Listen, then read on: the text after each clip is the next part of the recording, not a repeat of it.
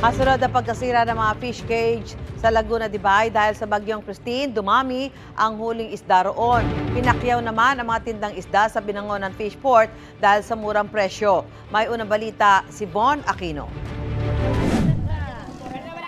Pakyawan ang bentahan ng isda dito sa Binangonan Fish Port sa Binangonan, Rizal.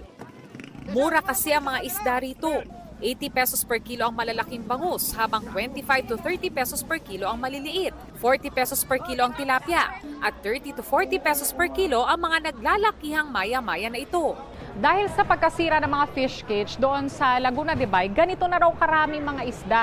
Yun huli ng mga mangingisda simula pa noong Miyerkules. Kabila nga doon sa kanilang mga nahuhuli, itong maliliit na bangus na kung tutuusin, kung nasa loob ito ng fish cage, ay hindi pa panahon para hanguin.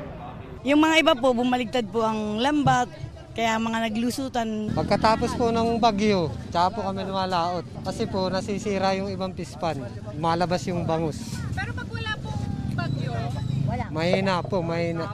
Minsan po wala. Pakyawan naman kung mamili ang mga dumayo pa mula ibang lugar. Sobrang saya po. Mas maganda kasi pagkakitaan to kasi mababa. Sa gulay naman, tumaas ang presyo ng mga galing sa Benguet na binibenta sa Mega Q-Mart. Ang baboy na natili ang presyo habang ang manok tumaas ng 10 piso kada kilo. Tumaas din ang presyo ng ilang gulay sa Litex Market. Itong unang balita, Von Aquino para sa GMA Integrated News.